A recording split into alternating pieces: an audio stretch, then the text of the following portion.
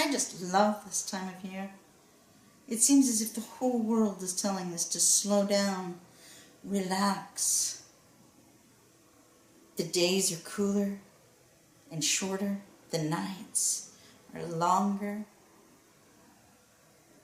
It's perfect time to begin reading a good book.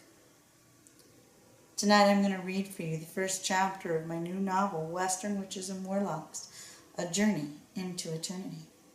I hope you enjoy.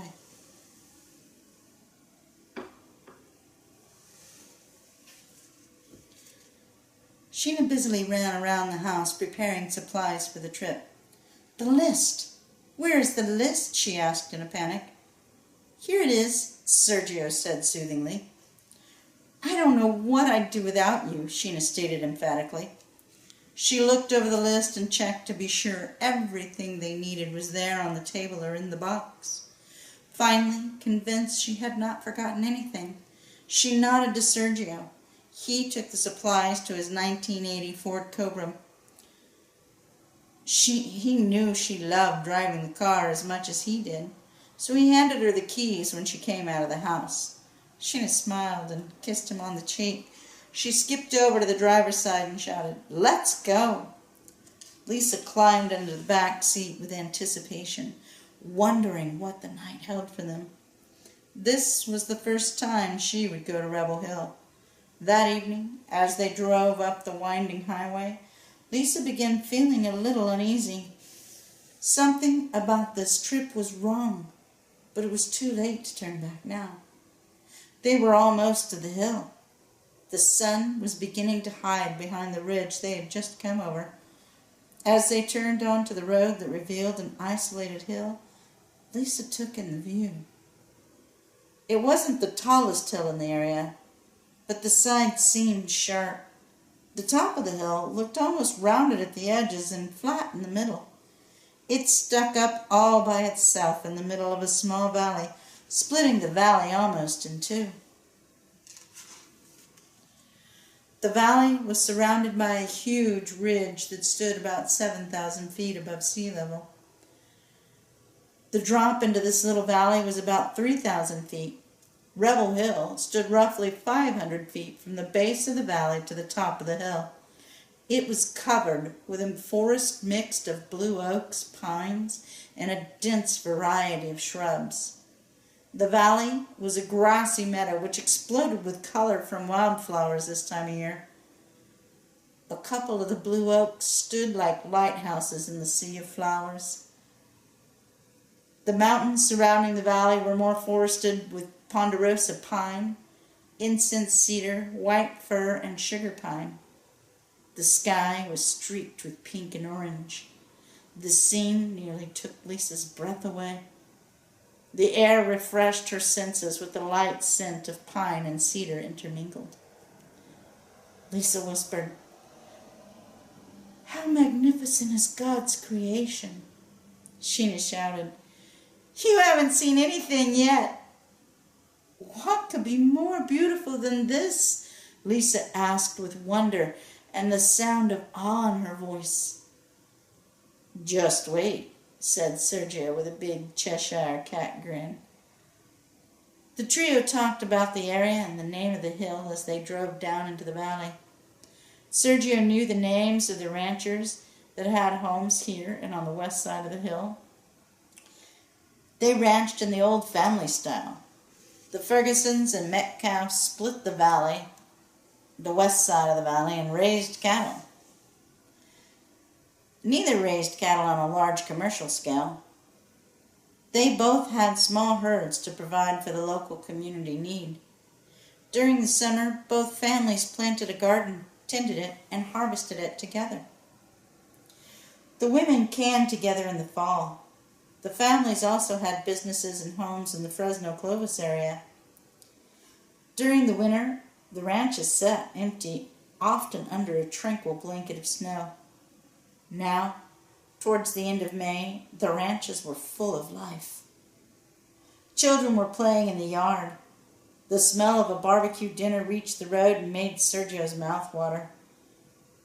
Sheena suggested crashing the dinner, and the three laughed. The cattle lazed about the pasture. There amidst the cattle were a small herd of deer grazing on the tall grass that grew in between the wildflowers. Sergio said, "Those deer will soon be jerky if old Metcalf has his way. We bought some once at the little store in town. It was good. Have you ever had venison jerky, Lisa?" "No, and I don't think I want to try it," Lisa retorted with disgust. "Why not? It's really better than beef," remarked Sergio. "I just can't stand the thought of eating Bambi," Lisa replied.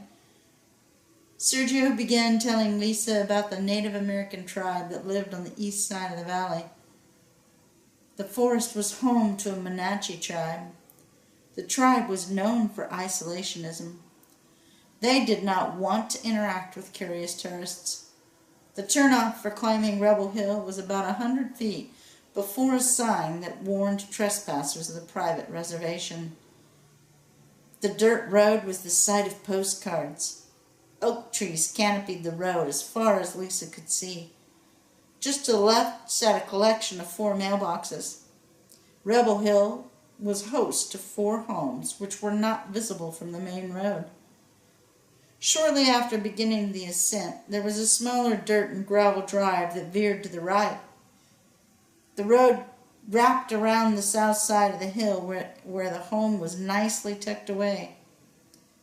A few hundred yards later, there was a drive off to the left. The home could be seen sitting in the small flat area that faced west. There was just enough room to the east of the house for a couple of vehicles to be parked. The wall of the hill climbed steeply from the home. The climb began to get steeper and the car bogged down a little. The road curved to the east. Lisa could see straight down the side of the hill. There were no protective oaks standing guard against the elements here. The wall side was sheer weathered granite with a ditch dug out along the base to direct runoff water away from the road. The road was rough from overexposure. There were only about 200 feet up, and it looked so far down. There was barely enough room for their car. As they passed the rock wall, Lisa could see a small A-frame home area just in front of them.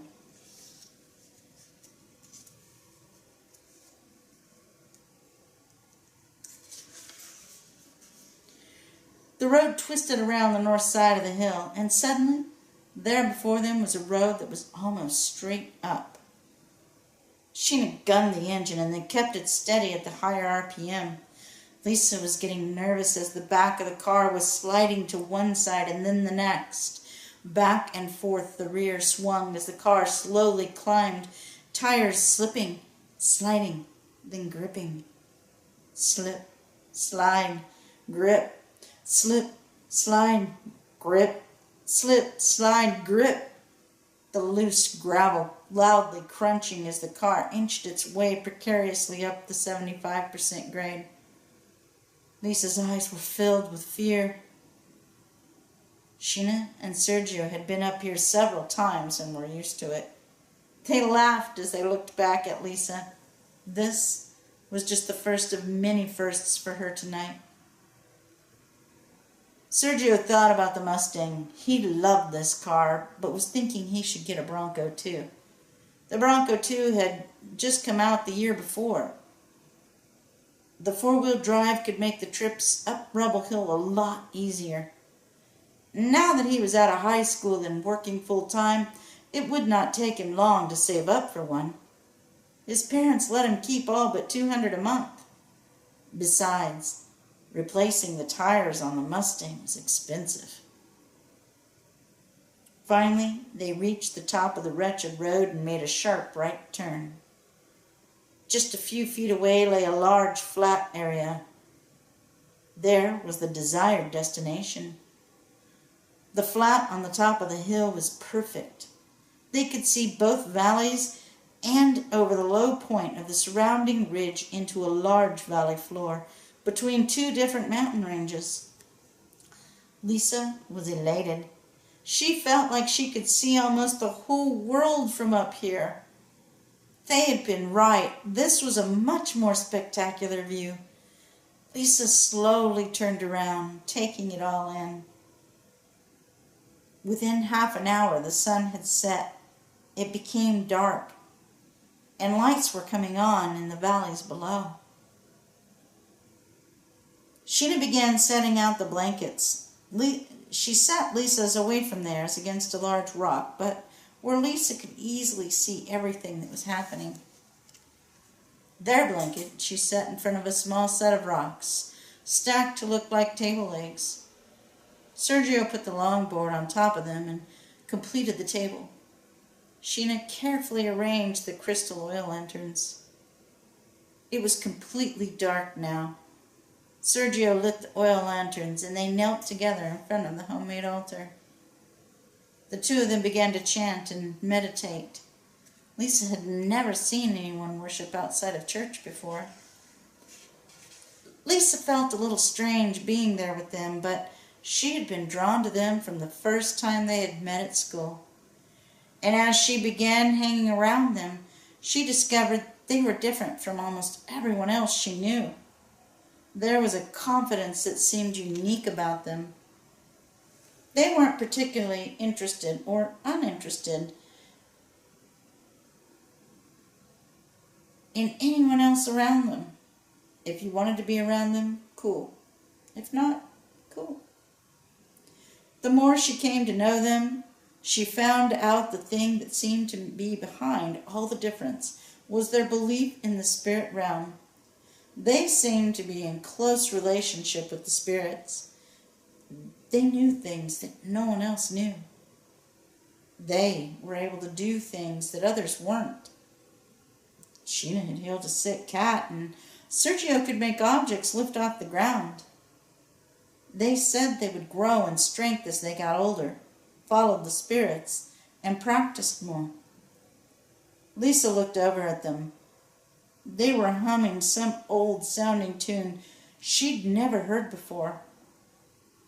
Sheena and Sergio looked so much more spiritual than the adults that sit like stone figures at church, Lisa thought.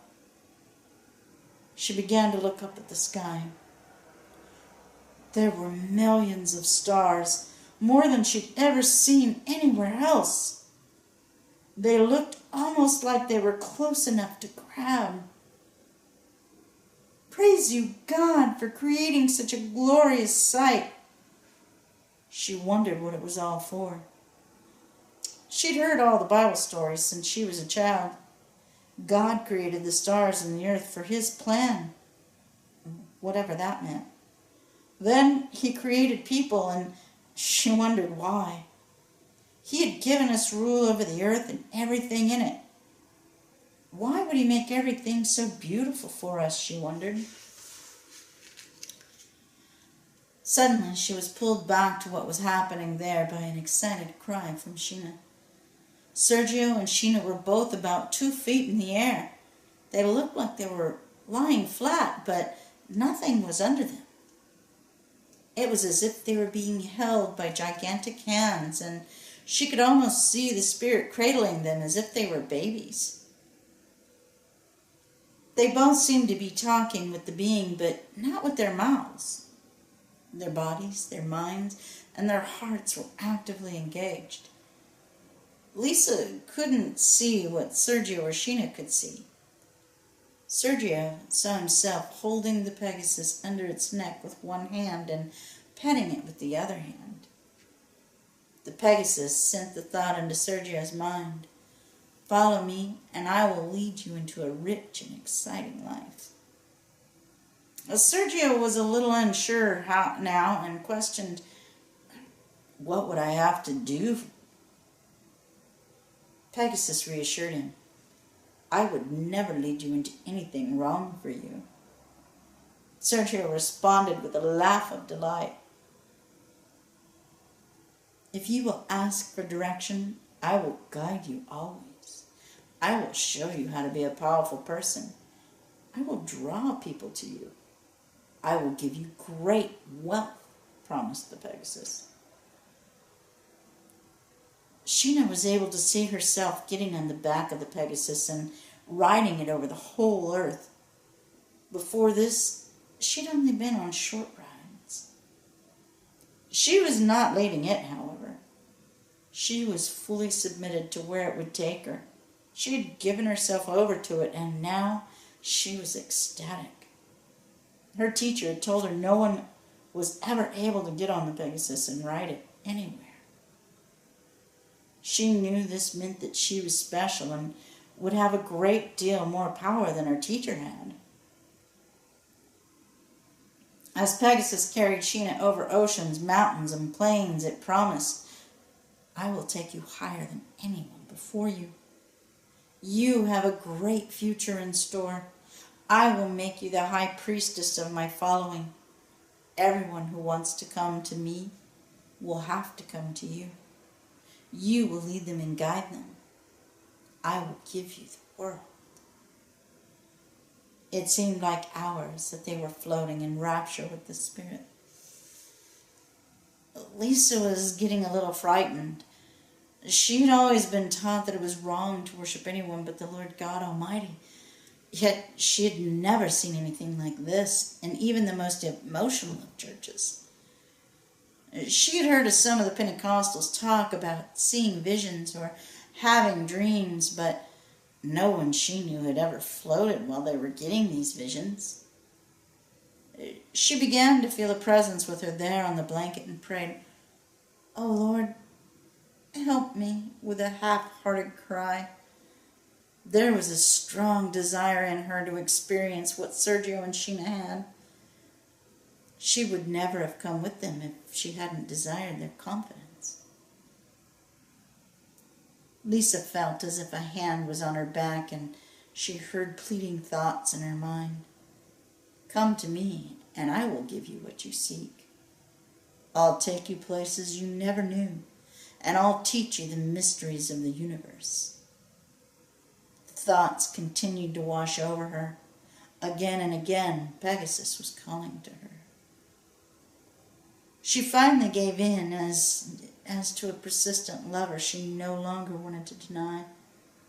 The being enveloped her entirely, and she felt it surrounding her with its large, powerful presence. Slowly and gently the Spirit entered into her very soul, and she knew she was his. She began to feel remarkably excited, and the feelings grew into pure bliss as this Spirit consumed her. "I am in love with him. Could that be right?" she thought. It was almost sunrise as she felt the feeling beginning to diminish within her. As the first streaks of dawn crested the east ridge, she relaxed into the blanket. Sheena sensed a new feeling of satisfaction deeply within her. She now had to go back to the meaningless world of normalcy. Yet now, like Sergio and Sheena, she would go back to that normal life, knowing that it wasn't the whole sum of their lives. She couldn't wait till the next time she could meet with Sergio and Sheena and her Pegasus. Lisa remembered her family as the sun peeked over the highest range. They will never understand. They are strong Christians and will think this is horribly wrong and evil, she grieved. They had always worshipped Christ alone. For several generations, they had all been Christians. Her aunts, uncles, and all her cousins were Christians. Most of her friends belonged to the church her family went to. She decided she had to keep this a secret life. Surely as she grew in this, she would someday be able to tell them. But not now. Today she could just rest and take it easy with Sergio and Sheena on top of Rebel Hill. It was beautiful. Maybe the most beautiful place in the world, and she now knew bliss. Lisa turned to where Sheena and Sergio lay on their blankets with another over them. They were sleeping soundly. Lisa wondered how long their love fest had lasted. The last time she had noticed them, they were still 2 feet off the ground and completely enveloped by the Pegasus. Content to be there the rest of the day, she wrapped her blanket around her and lay beneath an incense cedar pine, breathing in the delightful scent. The fallen pine needles were round, short, thick, and flat. Layers of the needles had gathered under the tree. They made the ground a little softer. Lisa looked at the tall tree that reached straight up towards heaven. Thank you, God, for making such wonderful angels to be with us. Thank you for this enchanting place, she whispered. Lisa lay down and quickly drifted off to a deep sleep. A few hours later, Sheena could feel the warmth of the sun radiating on her cheek. She smiled and slowly opened her eyes to see that the sun was a little to the right of the center of the sky. The sky was very light, almost white blue. No clouds floated above to soften the brilliance of the sun. It must be at least 10:30, Sheena thought. She stretched her right arm back while rolling over and reached for Sergio. His place was empty. She sat up to look around and saw Lisa sleeping under the tree, and she continued to scan the area until she spotted him. On a large boulder, Sergio was preparing their breakfast. The small fire pit next to the boulder had a simmering pot of hot water ready for hot chocolate and instant oatmeal. He set out the styrofoam cups and bowls with plastic spoons.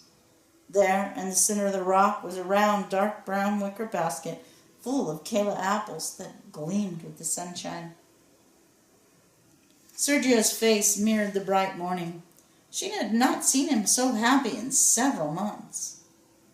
What had Pegasus shown him last night, she wondered. She knew not to question him, but she was curious how she would be leading someone as strong as Sergio. She questioned, why would Pegasus choose me instead of him? Sheena scrambled to her feet and strolled up to him. Sergio's back was to her, so she quietly slipped her arms around his waist. He turned towards her and embraced her. They stood holding each other without a word spoken for several minutes. As Sheena stepped back, Sergio gently brushed her long red hair from her face. Good morning. Did you sleep well? Sergio asked lovingly. Never better. You? Sheena replied cheerfully. Great, but not long enough, Sergio answered honestly. I could stay up here forever, Sheena said wistfully as she took in the sight of her handsome man in the mountaintop scenery. Me too. Breakfast is ready, he announced. I'll go wake up Lisa, she said, and turned towards where Lisa lay sleeping. She looked pretty deep when I came back, he smiled as he recalled. It was still dark, but the moon was already way to the west. She was still in it when I came back, too. Let's see how she's doing, she said thoughtfully. Sheena walked over and lightly tapped Lisa on the shoulder. Lisa, wake up. Breakfast is ready, Sheena said gently. Oh, already? Don't you guys sleep? Lisa groaned. Not as much as we used to, Sheena laughed. Then stated in a matter-of-fact tone, we will have to be heading down soon. What time is it? Lisa questioned as she sat up suddenly. It's about 11. Oh, okay, Lisa replied as she relaxed. I told my mom I would be home by dinner tonight. We'll be there in plenty of time, Sheena reassured her. Come on, get up and come eat. Sounds great. I could eat almost anything, Lisa admitted. Lisa hopped up and the girls headed over to the makeshift breakfast bar. Sergio had already fixed his and sat down on a smaller rock. There were 5 more of these rocks, perfect camp chair size, arranged in a circle. There was a larger circle of similar rocks surrounding the inner circle. Lisa had not seen these the night before, hiding behind the big boulder. From their vantage point, they could see down into the side of the valley with which they had come through. 4 huge knotted blue oaks spread their twisted branches over the circles, but the trees were just far enough apart to leave the center of the inner circle clear. Sergio envisioned building a fire pit there. So what do you think? Asked Sheena. Lisa smiled and her face lit up. Then she looked down shyly. Sheena thought she could see the traces of a blush. It was the most fantastic rush I've ever felt, Lisa embarrassingly admitted. There is nothing like it, Sergio declared. Believe me, I've tried just about everything. It gets better, too, Sheena encouraged her. The more you go there, the more intense it gets. Now I know why you guys always seem so happy, Lisa said with a sense of new knowledge. We know where to go for everything, Sheena stated with absolute assurance. Pegasus promises to lead us through it all, if we will ask, declared Sergio. Do we have to come all the way up here? I mean, it's beautiful all, but Lisa asked sincerely. No, we can talk to Pegasus anywhere, anytime, Sheena answered, and then told her, this is a special place, though. Yeah, I feel him and all when I'm in other places, but up here? Sergio leaned back, spreading his arms wide with a grin to match, and proclaimed, it's like nothing is holding me back. I get that too. I am totally free up here, Sheena agreed. Free from what? What is holding you back anywhere else? Lisa intently questioned. You know, the everyday stuff, Sergio said. Oh yeah, Lisa acknowledged. It's not as easy to focus there, Sheena explained. I get it, Lisa acknowledged as she thought of everything that made up her everyday life. She could see how it would be difficult to be in a spiritual mindset while going to school, playing a game, or simply being with friends and family. We better start packing up, Sergio said as he checked the time. The 3 friends got up and began getting everything in the car. Lisa went one more time to the middle, where she could see in all directions, and she turned around slowly for one last view. Sheena walked up next to her.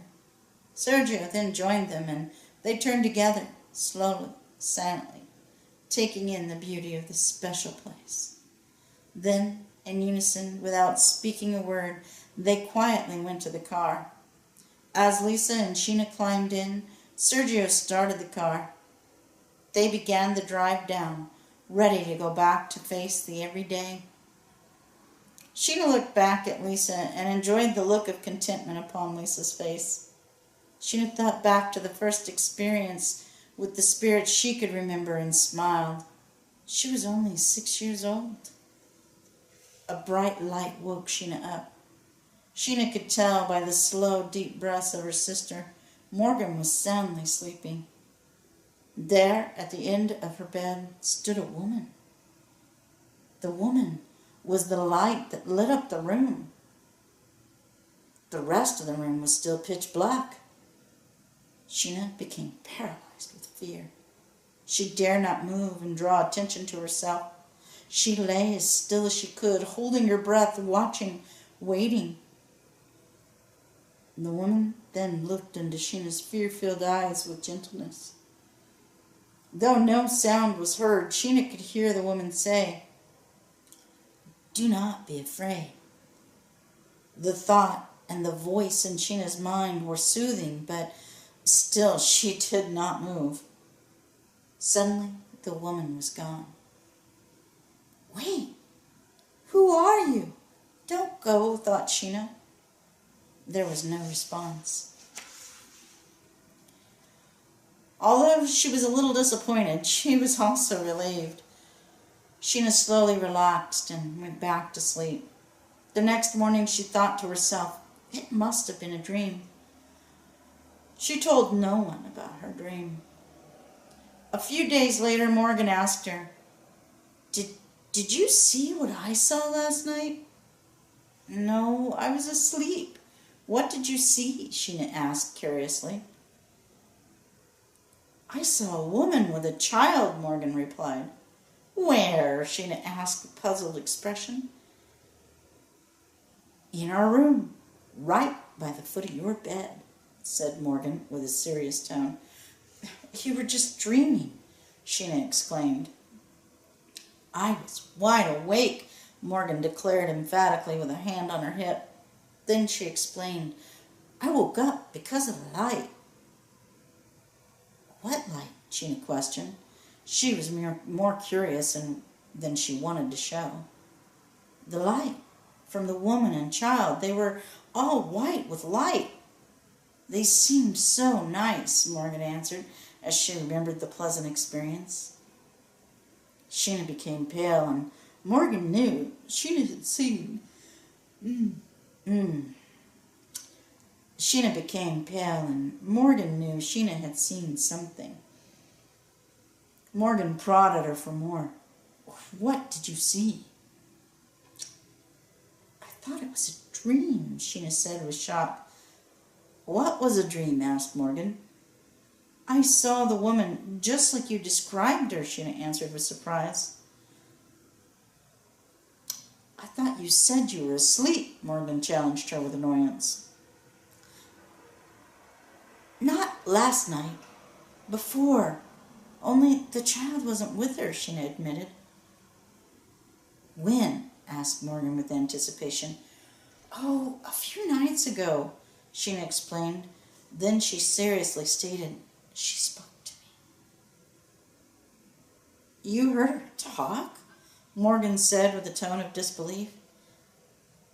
"In my head, not my ears," Sheena tried to clarify. "What did she say?" Morgan, now puzzled, questioned.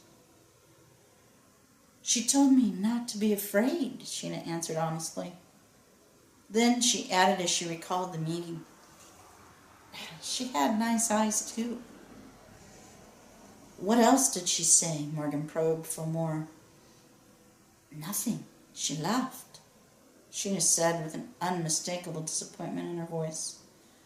Morgan stopped questioning Sheena, and the two girls sat quietly on their beds for several minutes until they heard their mother calling them to breakfast.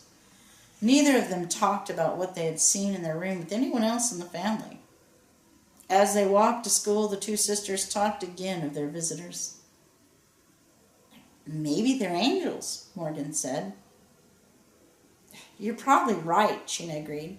"Ghosts aren't that nice." "Except Casper," the girls giggled. Maybe it was your mom, Morgan said more thoughtfully a few minutes later. What do you mean? Sheena asked. Maybe she can come from heaven to watch over you now, Morgan said with a sense of hopefulness. Maybe, Sheena replied, hopeful but unsure.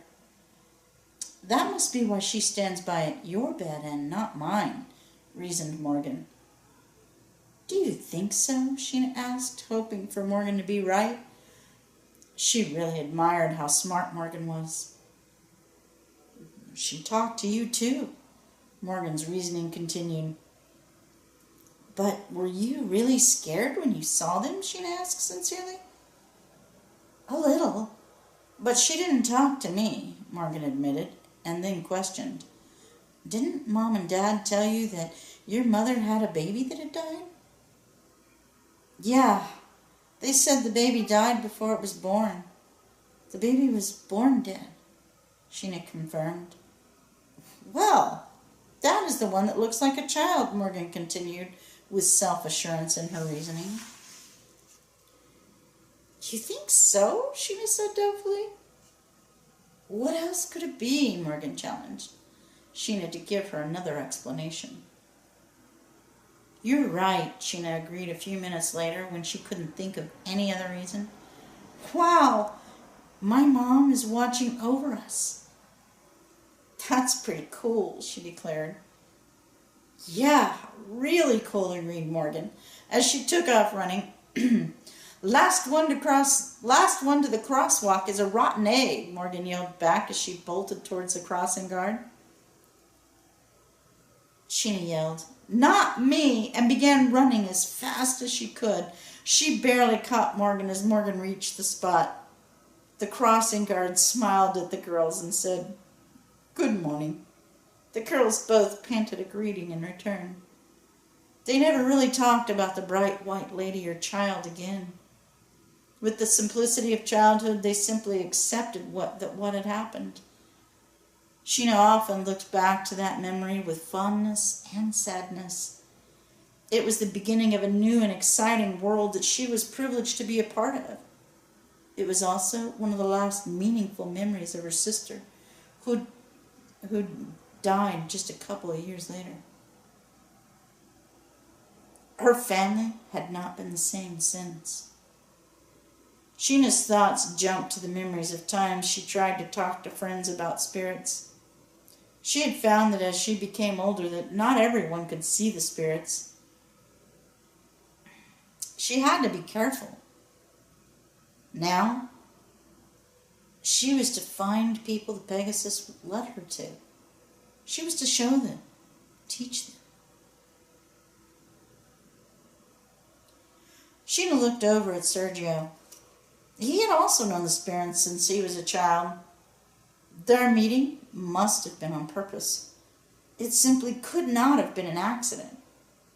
She admired him. He was strong. He had moved all those large stones into the circle himself. She enjoyed watching him work. Even now, as he drove them home, Sheena enjoyed watching him. He looked so relaxed. His muscles rippled gently, almost effortlessly under his bronze skin. The serene look in his deep, dark brown eyes as he focused on the road drew her in. She wondered what was running through his mind as he maneuvered the car around one curve and then another. Sergio kept his mind focused on the road. He looked ahead about half a mile and then quickly back to the road only a few feet in front of him.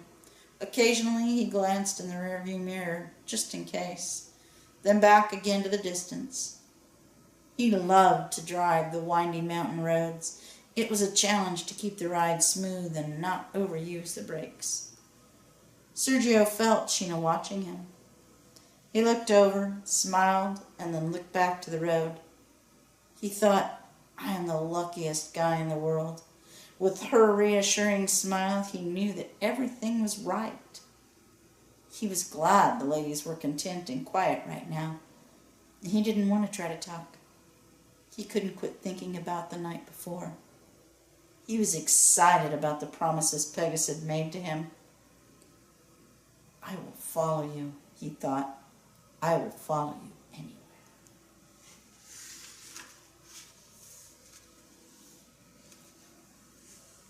I hope you enjoyed the beginning of my story.